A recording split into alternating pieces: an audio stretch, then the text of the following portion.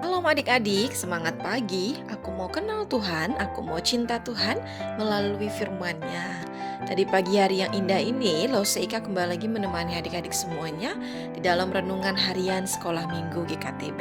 Lose harap adik-adik tetap semangat ya, dan juga terus tekun untuk merenungkan firman Tuhan tiap-tiap hari. Nah, di pagi hari ini, sebelum kita merenungkan firman Tuhan, mari kita berdoa. Tuhan Yesus, terima kasih untuk kesempatan di pagi hari ini, karena kami semuanya boleh bangun dengan kekuatan, kesehatan yang baru. Kami juga boleh diberikan kesempatan lagi untuk melakukan semua kegiatan kami di sepanjang hari ini. Dan di pagi hari ini kami juga bersyukur karena Tuhan memberikan kami kesempatan lagi untuk merenungkan kebenaran firman Tuhan bersama-sama.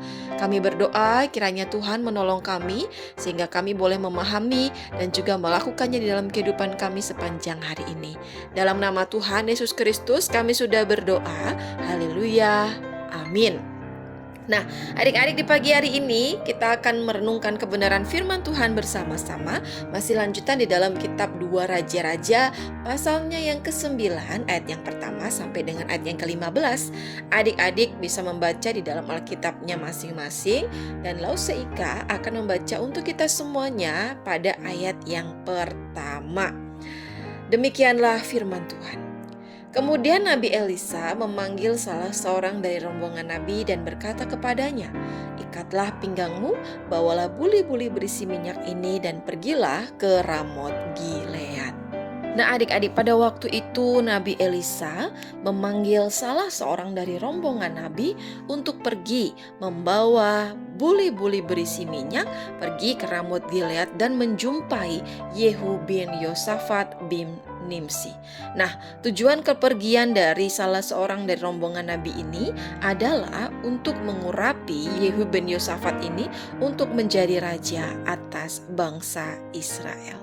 Nah adik-adik, oleh karena itu pergilah seorang nabi muda ini ke Ramot Gilead menjumpai Yehu dan juga melakukan apa yang diperintahkan oleh Nabi Elisa, yaitu menuangkan minyak ke atas kepala Yehu serta berkata, "Beginilah firman Tuhan Allah Israel, telah kuurapi engkau menjadi raja atas umat Tuhan, yaitu orang Israel."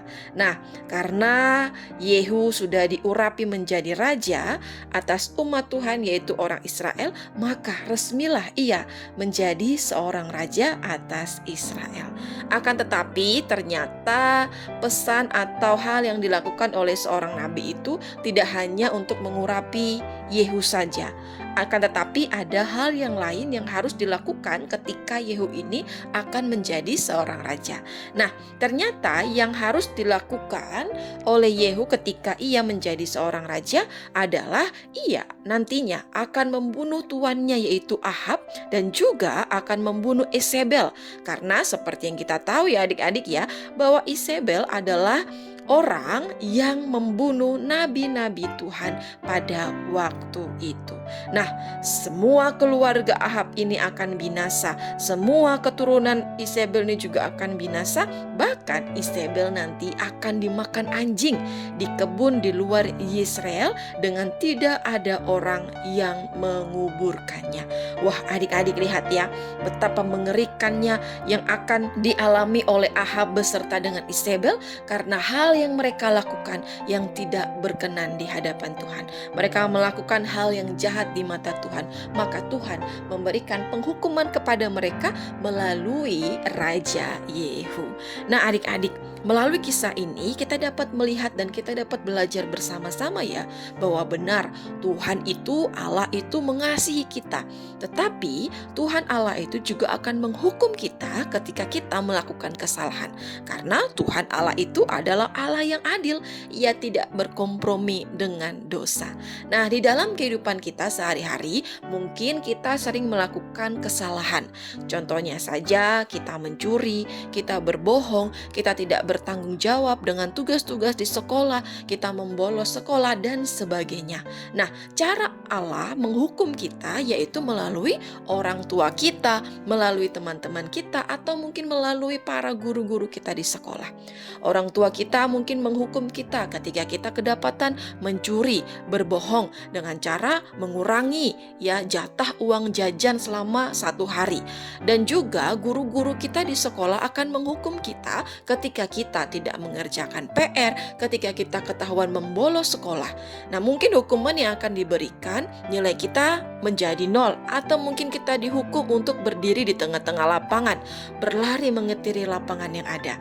Nah, adik-adik, yang perlu kita ingat bahwa ketika kita melakukan kesalahan dan kita menerima hukuman, maka kita harus menyadari bahwa segala sesuatu itu dipakai oleh Tuhan supaya apa? Supaya kita ini ingat dan kita ini kembali berbalik kepadanya.